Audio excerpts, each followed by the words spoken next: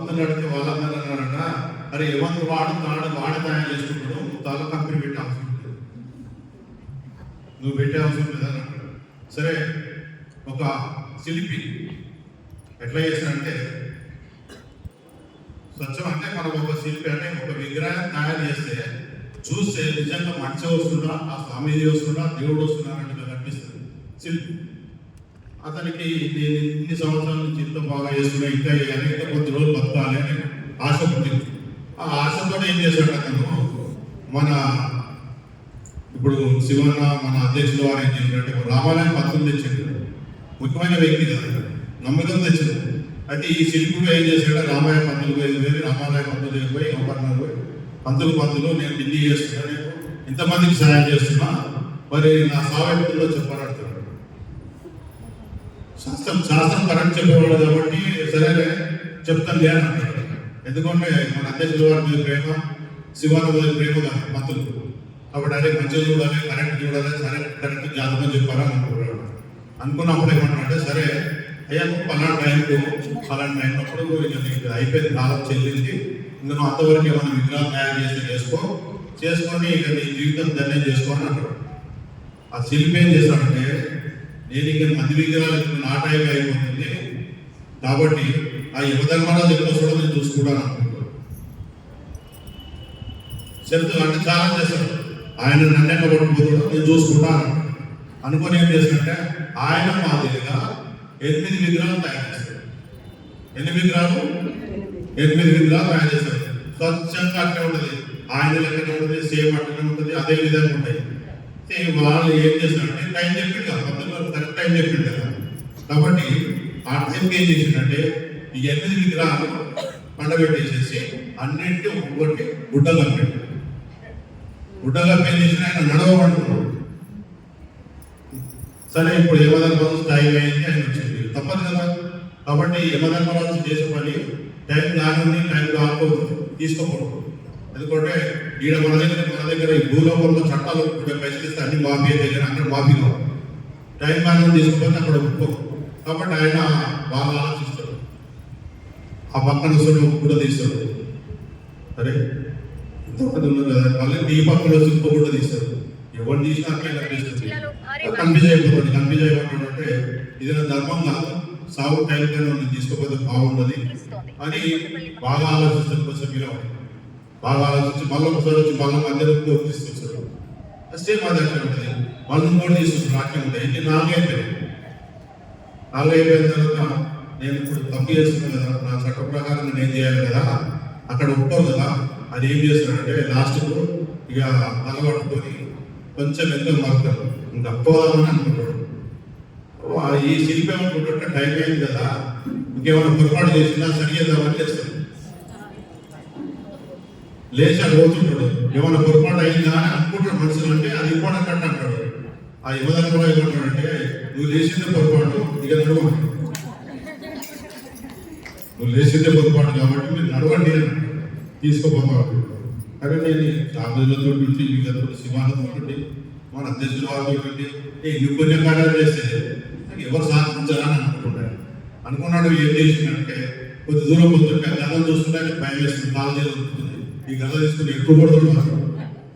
కొంచెం మీ పరిచయం జరిగేది కాకపడాలి, బతిలాడుకోవాలని ఏం చేసిందంటే, స్వామి ఒక చిన్న మాట్లాడు, ఈ నన్ను ఎవరితవరకు అడగలేదు, వీడు ఎప్పుడు దొరికినా వీడు ఇంత జాగ్రత్త అనుకుంటాడు. అనుకోని ఏం చేశాడంటే, ఆ గద ఈ స్వామి మీకు ఎందుకు పనులు, అరే ఇది నేను కొట్టేది నాకు, సరే కొట్టేదైనా పర్లేదు, నాకు కొంచెం ఏమైనా దెబ్బలు తప్పదే నాకు అని మనసులో పెట్టుకుని అడుగుతాడు. గద పట్టుకొని పోగా దూరం పోయినాక ఎన్నిక పరిస్థితి వస్తుంది, ఎప్పుడు రాయని అంటాడు.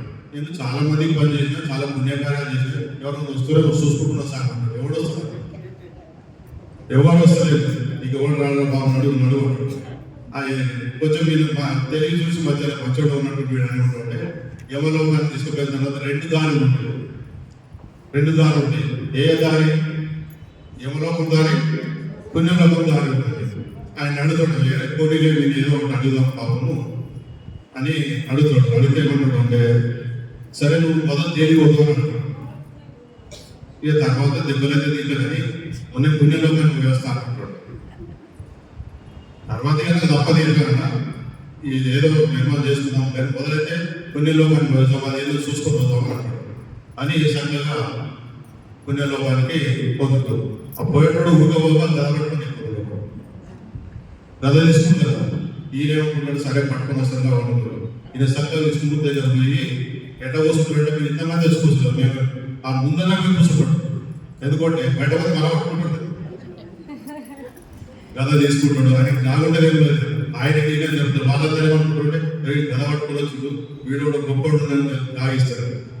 స్థలం కూర్చొని ఇంటి దగ్గర పెడతారు తాగా తీసుకొని కూర్చోబడు.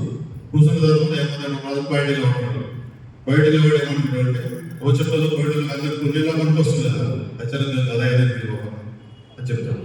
అరే గద అయినా చెప్పవా నీకు అక్కడ ఎవరో గారికి వచ్చాడు బాధలు మీకు నా కూడా చూస్తాను అన్నట్టు వాళ్ళు వచ్చిన వాళ్ళందరూ ఆయన చెవులు నీ గురించి ఒక ఆయన బయట కూర్చున్నాడు నేను రమ్మంటే ఆయన చెప్పాడు నేను తప్పించుకున్న సంగతి చెప్తున్నాడు. అంతలే విష్ణుమూర్తి వస్తాడు సభకు వస్తాడు. సభకు వచ్చి కూర్చొని ఆయన మాట్లాడి పుణ్యం ప్రాప్తి అయిపోయింది కదా అందరికీ. కాబట్టి పుణ్యప్రాప్తి అయినాక చేసుకున్న తర్వాత ఇక వాళ్ళ పక్కకు తొంగి చూస్తూ ఉంటాడు. రావద్దు కదా పుణ్యలోకానికి ఏమైనా కూడా రాకూడదు. ఊరికే దొంగి చూస్తూ ఉంటుంటే విష్ణుమూర్తి అంటాడు ఆయన దొంగి చూస్తుంటే ఎందుకు అడుగుతున్నాడు లేదు ఎవరి కూడా అది వచ్చిందని అది ఆయనకి ఏం పని అంటే ఇక్కడికి ఎందుకు వచ్చిందని అడుగుతాడు. అంటే ఈ విషయాలన్నీ చెప్తారు. చెప్పినప్పుడు ఆయన ఏమంటాడంటే సరే ఏంది నీ బాధ అన్నట్టు ఆయన గద తీసుకొని వచ్చిండు రమ్మంటూ వస్తున్నాడు. అనగానే నువ్వు ఇక్కడికి ఎందుకు వచ్చినావు అంటారు.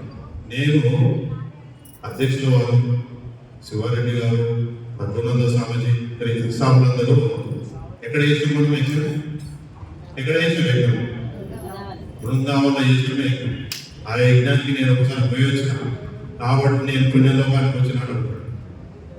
అయితే ఆయన విష్ణుమూర్తి కూడా ఇది కూడా కరెక్ట్ కదా ఇది వినవలసిందే పుణ్యం చేసేటప్పుడు ఇది మన అన్నవాళ్ళు ఇదందరూ పెరుగుతాడు కాబట్టి సరేలే అని ఇంటాడు.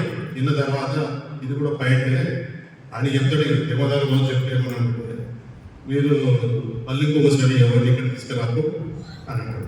అది గదని అని సరే ఇక గద ఇచ్చేసి మళ్ళీ వాడు అని చెప్పేసి గద ఇచ్చుకోవచ్చు. కాబట్టి మనం చెప్పే విషయం ఏంటంటే మనం ఇక్కడ దాకా వచ్చాం ఒక పుణ్య కార్యక్రమం వచ్చాం.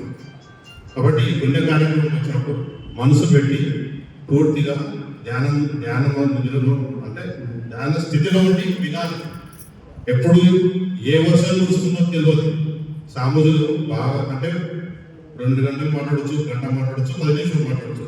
ఆ ఒక్క 2 నిమిషాలనే మంచి మంచి వాల్యూ అంటే విలువైన మాటలు చెప్తారు. కాబట్టి మనసు పెట్టి ఏకాగ్రతగా వినాలి.